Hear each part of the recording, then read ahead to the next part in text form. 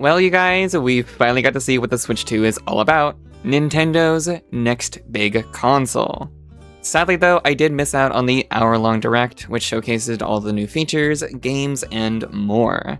So, this video is sharing my overall thoughts and the potential concerns for this incredible new system, and a lot of what I've been hearing too. Overall, the direct was amazing. Yet, of course, despite all of that, there are still things that has me very nervous. Mostly for Nintendo's new console, but also gaming's future. But before we dive into the video, let me know what you think about the Switch 2. Are you hyped? Are you getting one at launch? What games are you excited for?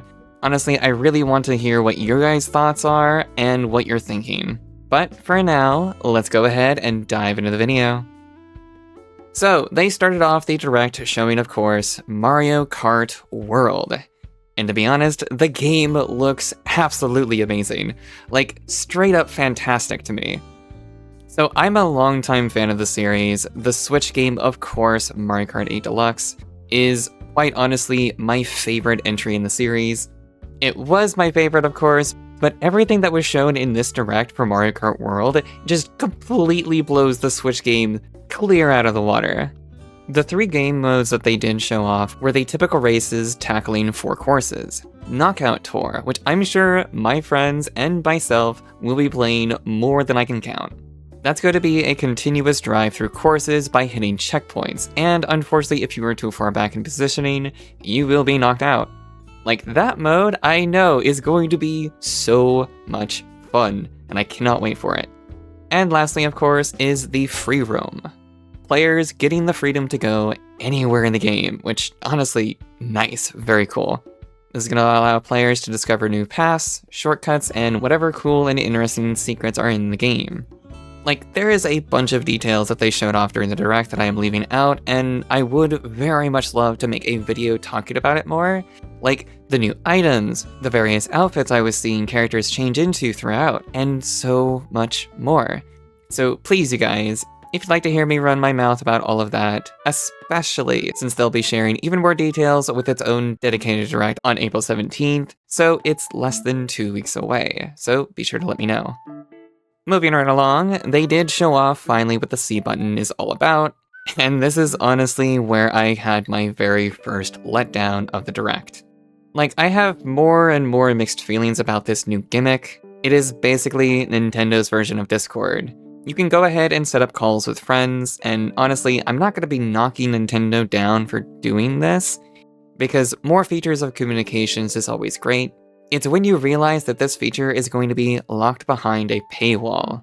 It is going to be free for a whole year at the time of this recording, but when March 31st of next year rolls around, this feature requires a Switch Online membership. So, like, honestly, it is a bit odd for me. Like, Discord is already free.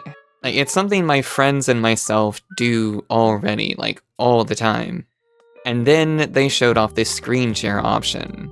At first, before actually seeing it, I was like, dude, this is actually really awesome. Like, we'll be able to get to see our friends' gameplay.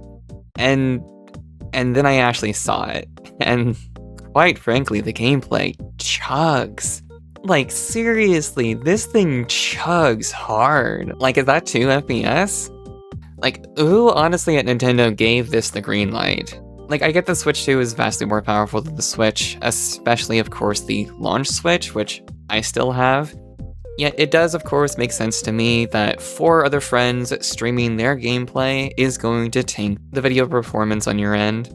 At least to me, it makes this feature even less needed when I can screen share on Discord already, because I do in fact have a capture card. Plus, since it has no impact on my actual console, it does look great sharing to my friends over on Discord.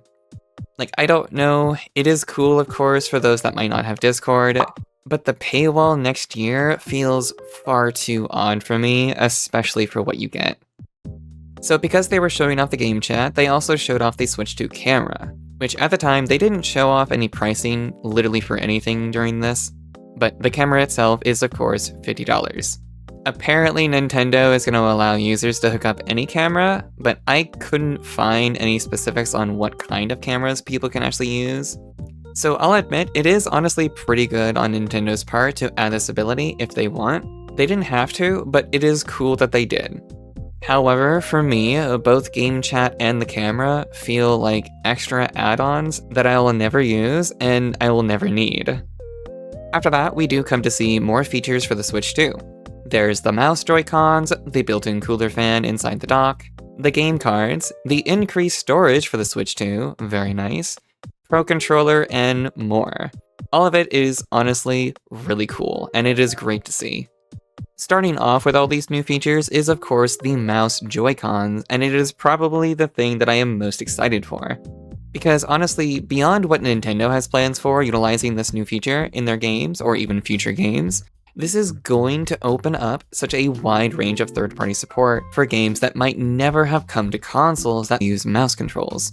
But of course, games like Metroid and Splatoon are shooters that I am also very much excited to see how they play with this new mouse Joy-Con.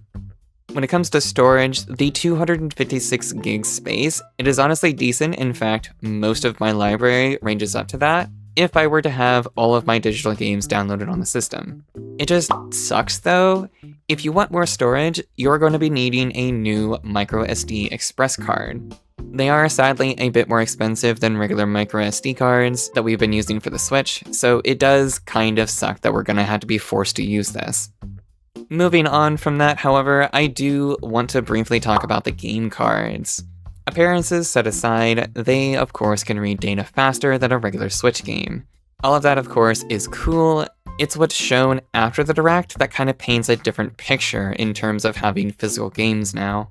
People were saying a $90 price tag, but others were also saying that this could be a mistranslation of other country currency or something like that. Like, I can't confirm it or debunk it. If, of course, the physical copy of Switch 2 games are more expensive than the digital version, that's really, really bad. What makes things even worse that if this is true, and in fact the physical copies are following the trend of Xbox and PlayStation acting as keys, which that is what they are keys, where only a little bit of data is stored on the cartridge and users are going to have to download the entirety of the game online. Even if it is just an extra $10 that you're paying, you're essentially just paying for the case. Like, honestly, at that point, you might as well just go full digital, which I know a lot of people don't like that. But Nintendo is basically forcing physical media out. Like, we are definitely seeing a new era in gaming where, unfortunately, digital games is the norm.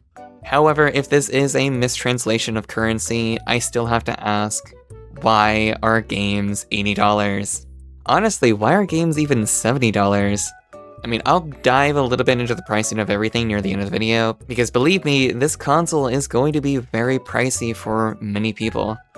But before we do move on, the really awesome thing though is the Switch 2 release, which is going to be June 5th, which is incredibly sooner than I was expecting it to. Honestly, I was thinking that it was going to be more around holiday.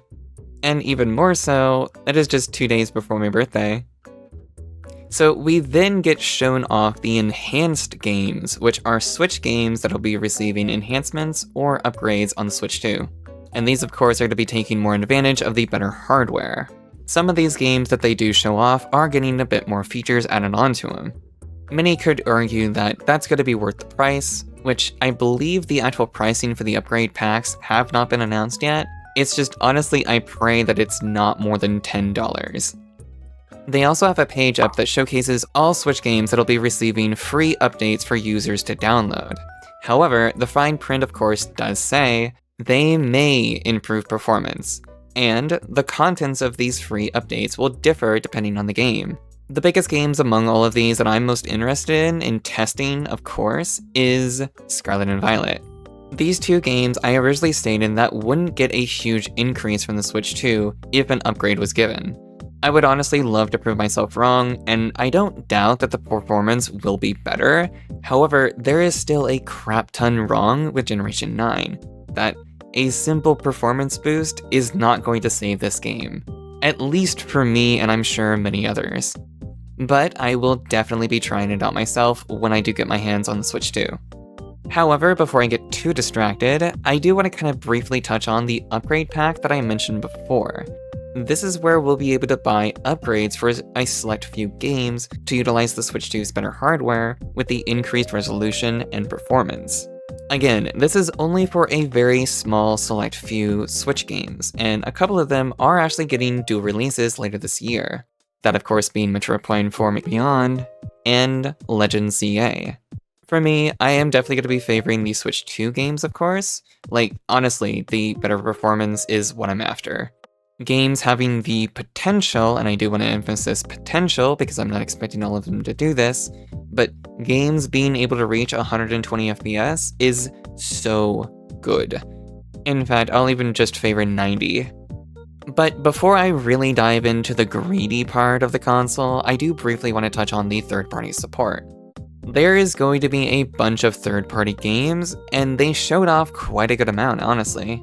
One of the biggest ones that they did briefly show off, and I mean literally like 5 seconds of it, was the Silk Song, which is of course getting a release date for this year.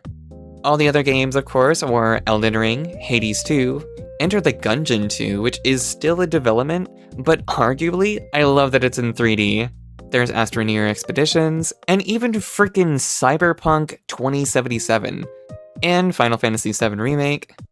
But that is not all, you guys. They even had more by From Software by showing off Dustbloods. And of course, dozens more, but with a better hardware and mouse feature with the Joy-Cons, really opens up the door for more third-party games to easily come over to the console and giving it so many more games. So with all of that out of the way, you guys, it is time to talk about the greed of it all. Don't get me wrong, as great as the Direct was, which it was very good, there was in fact certain parts of the showcase that had me scratching my head on why. Starting off, of course, with the game chat being a built-in feature on the system itself, but will eventually be locked behind a paywall. Like, it's literally going to be a feature that I'm probably never going to use.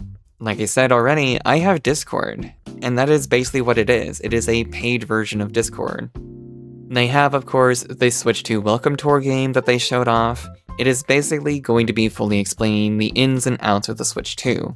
Instead of having this just come with all Switch 2 consoles, this has a price tag. Like, I'm just confused why. Next is the price hike on games, and this is mainly aimed towards Mario Kart World being $80 digital. And of course, if it's true, $90 physical. Again, if the $90 is true, this alone is going to be setting such a bad stance. Not just for Nintendo, but the gaming industry as a whole. Like, don't get me wrong, even $80 is bad, because increasing the pricing of games is only going to let other companies feel like they can do it too. If not, increase things even more. Which means the rumors for GTA 6 being $100, honestly at this point, looks like it's most likely true. The console itself, of course, being $450, many people, myself included, was expecting $400. The price itself isn't the end-all be-all, yet it's when you add everything else on top of it that really shows that Nintendo is starting to get really greedy. Like, this is PlayStation's level of greed. The bundle, of course, for the console and Mario Kart World is going to be $500. This is the cheaper option, but of course, this is still quite expensive. We've got the Pro Controller, which of course is $80, the Joy-Cons, which is $90, Switch 2 camera, $50, the dock itself, if you're going to need another one, is going to be a whopping $100, and with games being $70 each, with some of them looking to be $80, plus the Switch Online subscription, most likely getting an increase in the future, probably as early as next year, things are really racking up in price. Like, this is starting to get really expensive for a lot of people. So, with the Direct over, and arguably hype for many people crumbling, this system, while amazing, is definitely becoming a more expensive piece of hardware. With all things considered, this is going to make a lot of people reconsider whether they get the system on launch, hold off until a later date, or even forego certain things. So with all of that being said, I am still excited for the Switch 2. I just honestly wish things weren't so expensive. Like, Mario Kart World and Legend CA might be the only two titles that I get, depending on how things go. But I'm gonna probably be holding off to see more info drop. And I mean, it is coming out in just a few months, which honestly, it's still really crazy that it's releasing this soon. But it is honestly pretty cool that we not only get quite a few games from Nintendo themselves, but a large amount of third-party support. Of course, I'm not really in favor of the whole exclusivity of the new Dustblood. I kinda wish that would come out on PC at least, if not the other consoles too, but hey, I understand From Software's stance on Sony right now. They hate them. And it is honestly justified. I don't like the whole exclusivity on the Switch 2 part. But definitely go ahead, share your thoughts in the comments below, you guys. Are you going to be getting a Switch 2 at launch? How do you feel about the pricing of everything? Especially, of course, with not just the digital games being $80, but if more physical games are indeed $90 in the future. I'll be reading all of your comments and probably going to be covering some more topics in the future, especially with Mario Kart World getting a dedicated direct in less than 2 weeks. Like, subscribe if you enjoyed.